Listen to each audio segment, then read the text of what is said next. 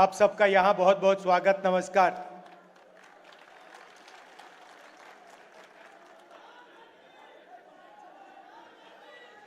नरेंद्र मोदी जी और बीजेपी की सरकार ने आज पार्लियामेंट हाउस में संविधान दिवस पर फंक्शन कराया।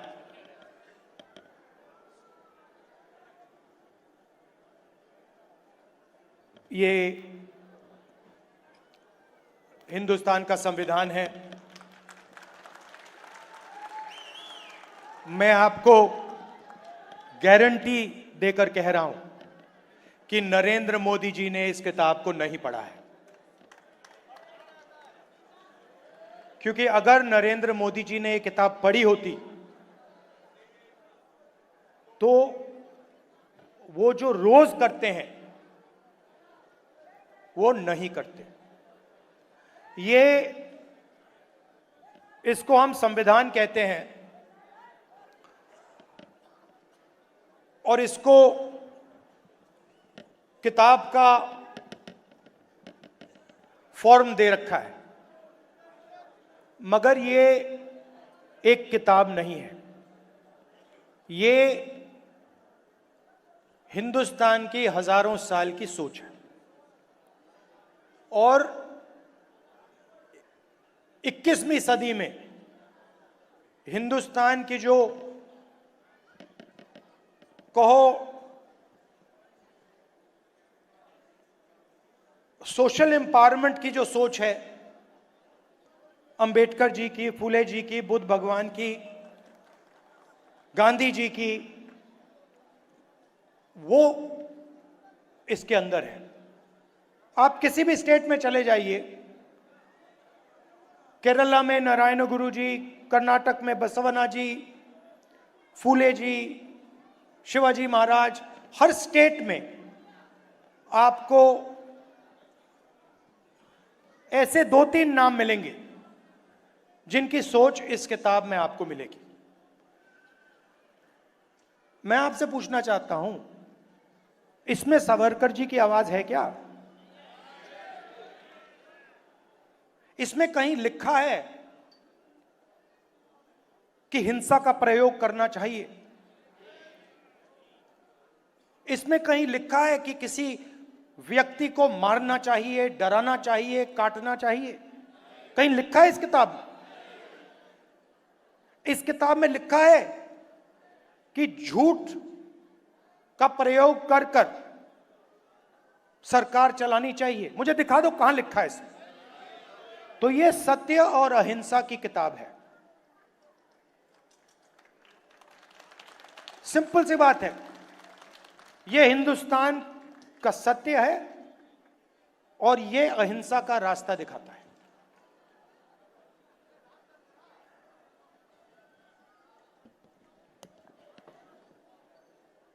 कुछ दिन पहले तेलंगाना में हमने कास्ट सेंसस का काम शुरू किया।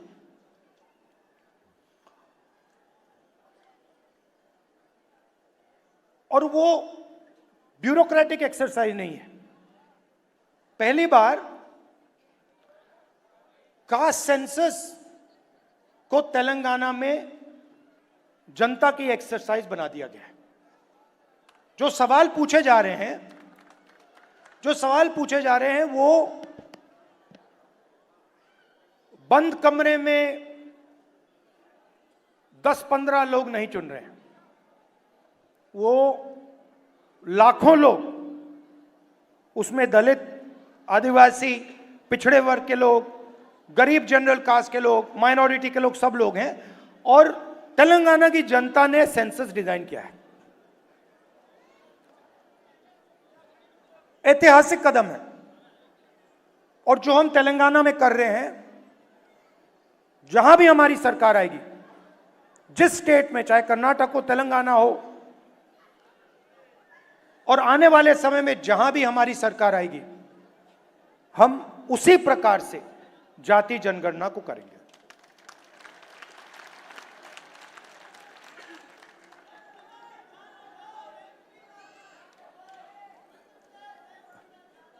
आएंगे, वहां भी आएंगे।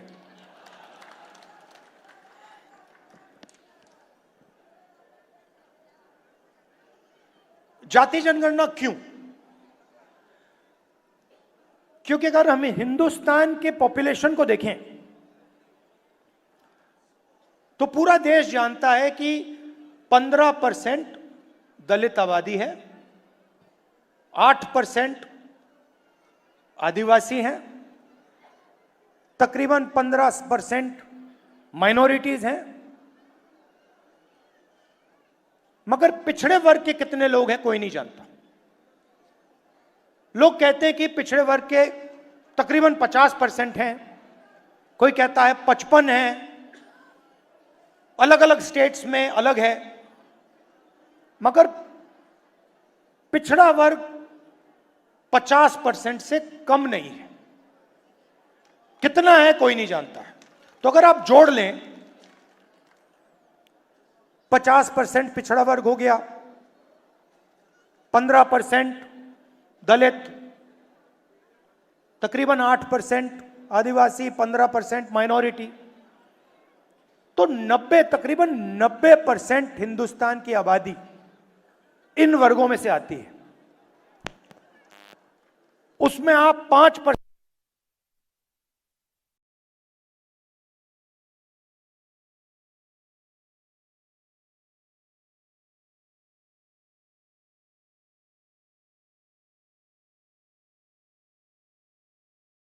ऐसे ही होता है। मैं आपको बताता हूं, जो भी इस देश में 3000 साल से जो भी दलितों की, आदिवासियों की, पिछड़ों की, गरीबों की बात करता है उसका माइक ऑफ हो जाता है। माइक ऑफ हो जाता है। आपने देखा होगा, मुझे कहा, जब माइक ऑफ हो गया तो मुझे कहा, काफी लोग आए और उन्होंने कहा जाके बैठ जाइए। मैंने कहा मैं नहीं बैठूंगा, मैं खड़ा रहूंगा, मुझे नहीं बैठना। माइक जितना ऑफ करना है करो, मुझे जो बोलना है मैं बोलूंगा।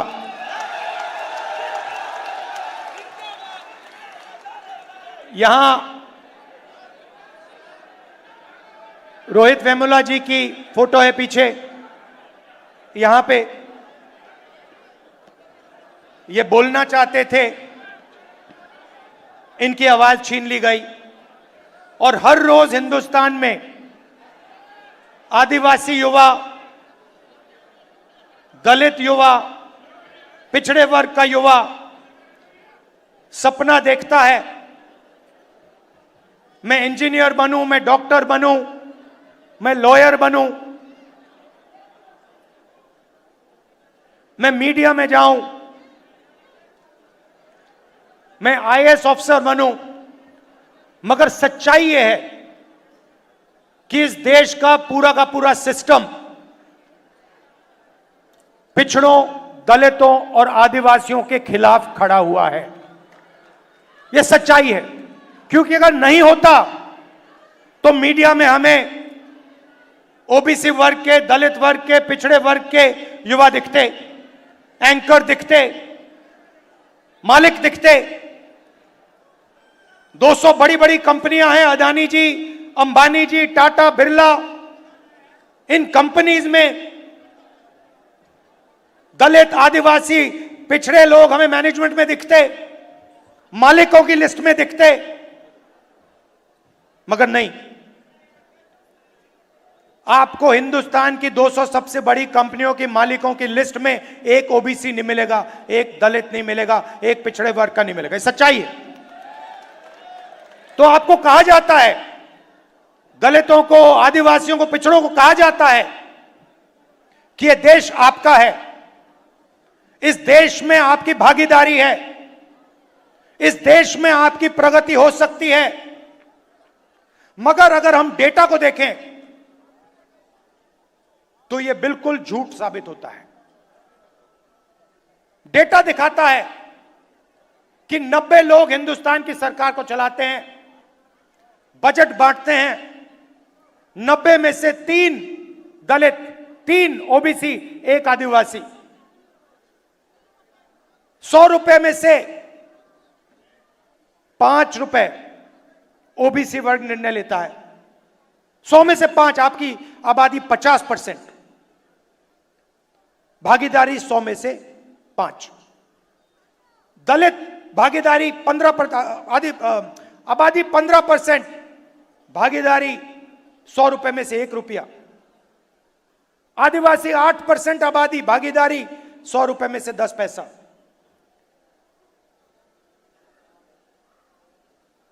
आपके सामने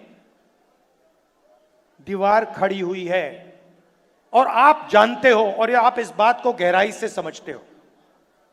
समझते हो नहीं समझते हो? यस सर, समझते हो ना ठीक से कि आपके सामने दीवार खड़ी है और उस दीवार को नरेंद्र मोदी और आरएसएस मजबूत करते जा रहे हैं। जहां भी उनको अपॉर्चुनिटी मिलती है, वो दीवार में सीमेंट डाल देते हैं। पहले पब्लिक सेक्टर हुआ करता था, उसको निकाल दिया। सारा का सारा प्राइवेटाइज कर दिया, दीवार मजबूत की। पहले सरकारी स्कूल हुआ करते थे, सरकारी अस्पताल हुआ करते थे, सारे के सारे हटा दिए। आज दलित को, आदिवासी को, पिछड़े वर्ग के किसान को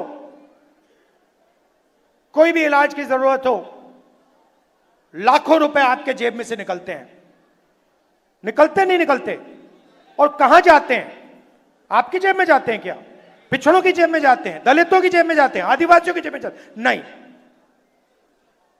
25 अरबपतियों की जेब में जाते हैं। उन 25 अरबपतियों में मुझे दलित नाम बता दो, आदिवासी नाम बता दो, पिछड़े वर्ग का नाम बता दो। मैं खड़ा हूं, बता दो, एक नाम बता दो। अदानी आदिवासी है क्या? दलित है, पिछड़े वर्ग का है। अंबानी आदिवासी है क्या? दलित है, पिछड़े वर्ग का है। टाटा, बिरला, ये आदिवासी हैं, दलित है, पिछड़े वर्ग के को नहीं। तो सारा का सारा आपका धन आपके जेब में से निकालकर उनके ओर जा रहा है। और उसमें मैं कहना चाहता हूं 5%, 7% बेचारे जनरल कास्ट के गरीब लोग भी शामिल हैं। उनको भी कुछ नहीं मिलता। खोखले सपने दिए जाते हैं। 24 घंटा मैं 20 साल से देख रहा हूं, 24 घंटा आपको बताया जाता है कि आपको जगह है, आपकी जगह है, आपको जगह मिलेगी, मगर नहीं। और हो क्या रहा है? आस्ते आस्ते दीवार मजबूत होती जा रही है। पहले यूपीए की सरकार थी, मनरेगा दिया, जमीन का अधिकार दिया, भोजन का अधिकार दिया, पैसा कानून दिया। वो दीवार को कमजोर करने के तरीके थे। आज मैं देखता हूं तो मैं कह सकता हूं कि जिस प्रकार से हमें दीवार को कमजोर करना था, हमने नहीं किया। यूपीए सरकार ने नहीं किया। जिस मजबूती से हमने करना था, हमने नहीं किया। मगर हम दीवार को तोड़ने की कोशिश करते थे। ये दीवार में सीमेंट डाल रहे हैं, कंक्रीट डाल रहे हैं, फाउंडेशन दे रहे हैं दीवार का। इसीलिए जाति जनगणना की जरूरत है।